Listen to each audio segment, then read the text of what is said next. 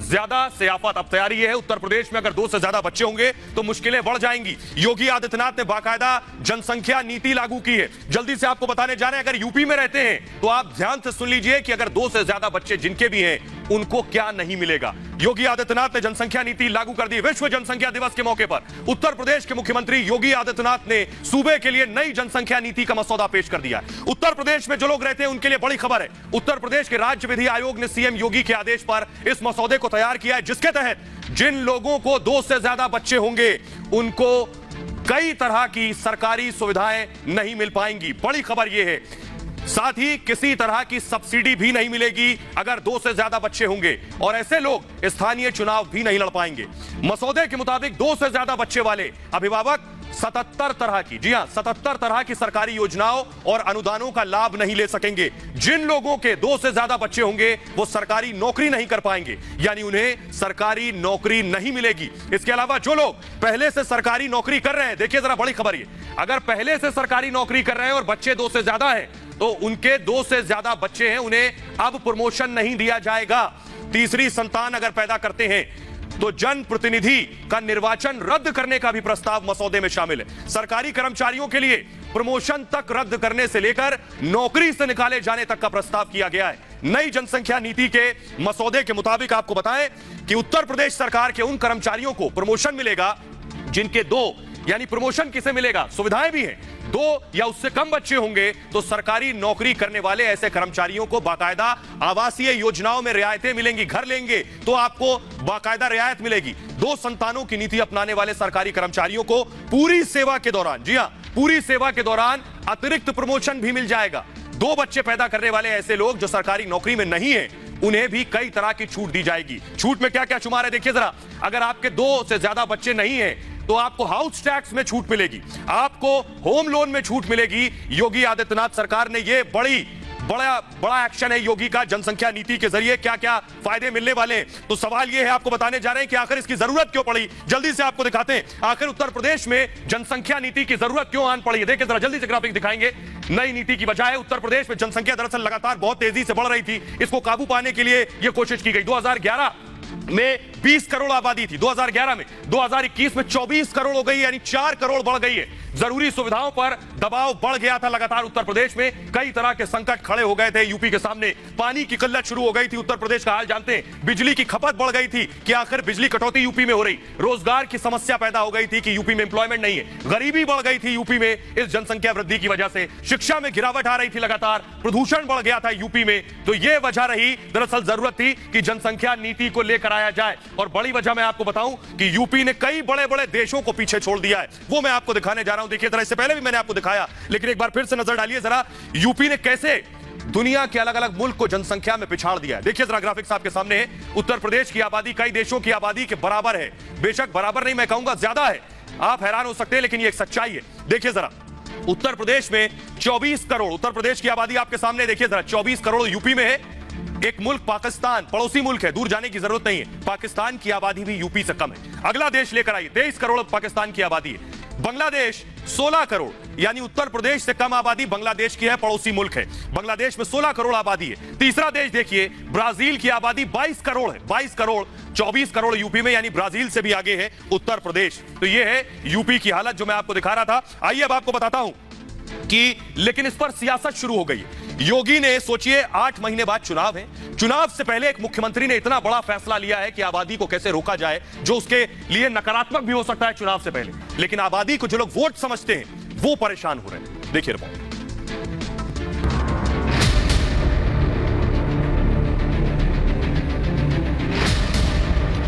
समाज के विभिन्न तबकों को ध्यान में रख करके इस जनसंख्या नीति को लागू करने का कार्य आज प्रदेश सरकार कर रही है।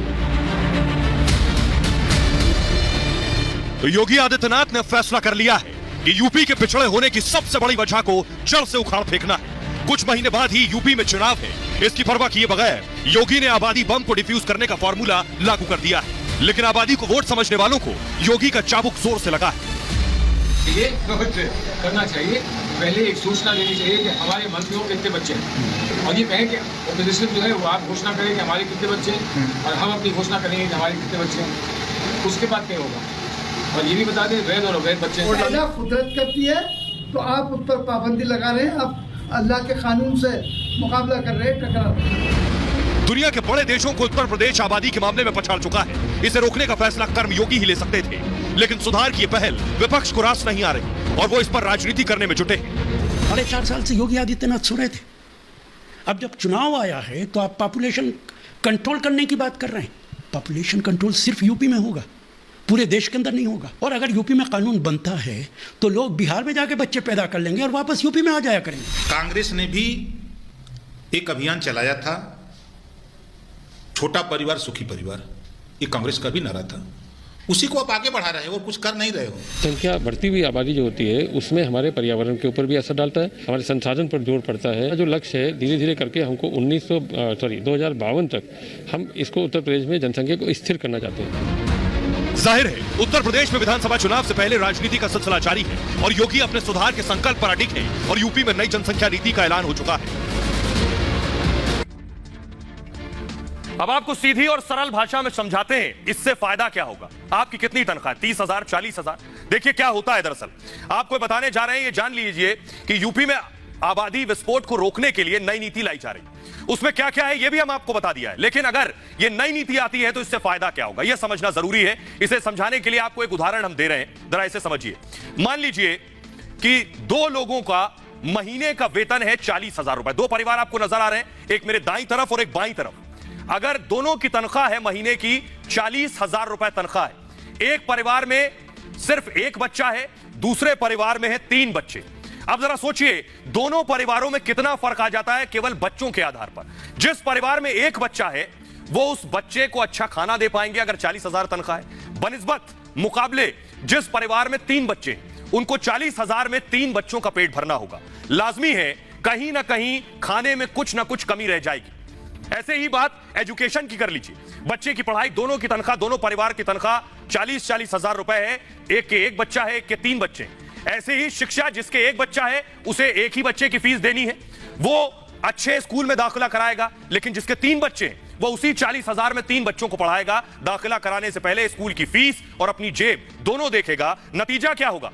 औसत स्कूल में दाखिला कराना मजबूरी हो जाएगा। यानी आप बच्चे की सेहत से भी खिलवाड़ करेंगे और बच्चे की शिक्षा से भी खिलवाड़ करेंगे। अगली वजह देखिए, बच्चों का स्वास्थ्य बेहद अहम है। अब जिस परिवार के एक बच्चा है वो अपने उस एक बच्चे के स्वास्थ्य का ध्यान बेहतर तरीके से रख पाएगा जिसकी 40,000 तनख्वाह होगी और एक बच्चे की परवरिश करनी है। जिसके 2 से ज्यादा बच्चे होंगे वो उस तरह से ध्यान नहीं रख पाएगा, क्योंकि डॉक्टरों की फीस से लेकर बच्चों के टीकाकरण और अस्पताल की फीस की बात मैंने की, इसके अलावा मेडिकल स्टोर का खर्चा, मान लीजिए दवाइयों का, ये सारे इंतजाम करने होंगे जो सीधे सीधे आपकी तनख्वाह पर असर डालेंगे। आधुनिक शिक्षा की बात करिए, पेशेवर शिक्षा की बात करिए। 40,000 जो कमा रहा है तो वो जब शिक्षा देगा, पेशेवर शिक्षा, तो शिक्षा आज के दौर में काफी महंगी है लेकिन जरूरी भी है। ऐसे में जिस परिवार में एक बच्चा है वो उसे अच्छी पेशेवर शिक्षा दे सकता है। थोड़ी प्लानिंग करनी होगी बस। जिस परिवार में 2 से ज्यादा बच्चे हैं वहां उन 3 बच्चों को एक जैसी उच्च शिक्षा देना मुश्किल हो जाएगा। नतीजा ये होगा कि यहां भी औसत कॉलेज ही देखना पड़ेगा। तो यानी सीधे सीधे इसका नुकसान क्या है ये मैंने आपको बताया। अब आपको बताते हैं, जल्दी से सुनिए यूपी के लोग क्या कह रहे हैं। आबादी के लिए हंटर तो योगी ने चला दिया है, क्या यूपी के लोग इसे स्वीकार रहे हैं? क्या यूपी के लोग गुस्से में हैं या उत्तर प्रदेश के लोग खुश हैं? कह रहे हैं ये और पहले होना चाहिए था। सुनिए जरा। जनसंख्या कम होना चाहिए जी, बेहतर फैसला है। सरकार को हम लोग कोटि कोटि धन्यवाद देते हैं। हम और हमारा सिर्फ एक बच्चा है और हम लोग इसी पॉलिसी के तहत अपनी लाइफ जी रहे हैं और हम चाहेंगे कि देश में और सख्ती से ये कानून लागू हो। मेरे हिसाब से इसको बहुत पहले ही आ जाना चाहिए था और ये आ रहा है तो बहुत सही कानून है। बहुत अच्छी बात है ये जो गवर्नमेंट ने अब निकाला है, ये जो कानून लाने जा रही है जनसंख्या नियंत्रण के ऊपर, ये बहुत ही अच्छा है। 2 बच्चे होंगे, हर आदमी को एम्प्लॉयमेंट मिलेगा, हर आदमी अच्छे से रहेगा और इससे अच्छी कोई बात नहीं हो सकती। फैमिली को अच्छे से पालने पोसने में आसानी रहेगी, बच्चों की पढ़ाई लिखाई हर चीज़ अच्छे से हो जाएगा। तो बच्चे सही रहते हैं और क्या, इसमें लाइन नहीं लगना पड़ती है। जैसे कंट्रोल में लाइन लगी है, अस्पतालों में लाइन लगी है, इससे सीमित रहेगा, हिसाब किताब उसका बना रहेगा। कि आज की डेट में जो भी दिक्कत आ रही है वो सारी पॉपुलेशन की वजह से आ रही है। अगर करप्शन भी है कहीं तो वो पॉपुलेशन की वजह से है। तो पॉपुलेशन कंट्रोल हो जाएगी तो काफ़ी चीज़ें कंट्रोल हो जाएंगी। जो फैसिलिटीज, मिनिमम फैसिलिटी है वो लोगों को नहीं मिल पाती, गवर्नमेंट भी चाहे तो भी नहीं कर सकती क्योंकि इतना ज़्यादा पॉपुलेशन है। तो अगर हम इसको मिनिमाइज करेंगे तो अभी तो नहीं, उसका हमको जो रिजल्ट है वो आगे 10 साल 15 साल में दिखेगा। हमारा कॉन्स्टिट्यूशन प्रोवाइड करता है वी आर सेक्युलर कंट्री। यहाँ किसी विशेष जाति धर्म से देख के इसको नहीं देखना चाहिए। ये नेशनल इंटरेस्ट में बहुत जरूरी है कि पॉपुलेशन कंट्रोल, चाहे हिंदू हो चाहे मुस्लिम, कोई कम्युनिटी हो, that should be for all.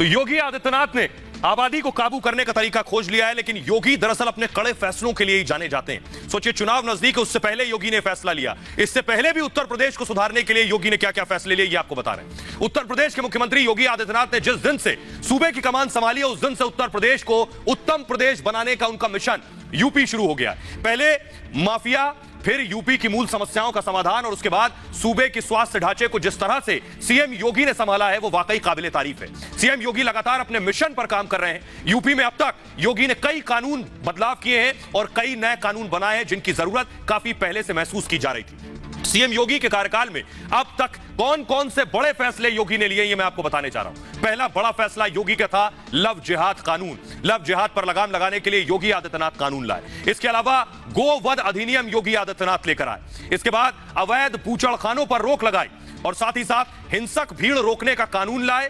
तोड़फोड़ की भरपाई पर कानून लाए कि अगर तोड़फोड़ करेंगे तो भरपाई भी आपकी जेब से होगी। विवाह पंजीकरण पर भी योगी आदित्यनाथ कानून लेकर आए हैं। लेकिन अब सवाल यह है कि क्या सिर्फ यूपी में यह कानून की जरूरत है, क्योंकि पूरे देश की आबादी तेज रफ्तार से, बुलेट ट्रेन की रफ्तार से बढ़ रही है। जैसा मैंने पहले आपको बताया कि चीन को भी हम पीछे छोड़ देंगे, तो क्या इसी तरह का कानून पूरे देश में लाने की जरूरत है? यह मैं इसलिए कह रहा हूं, जरा देखिए पूरी दुनिया के मुकाबले हम कहां खड़े हैं। उत्तर प्रदेश मैंने आपको बता दिया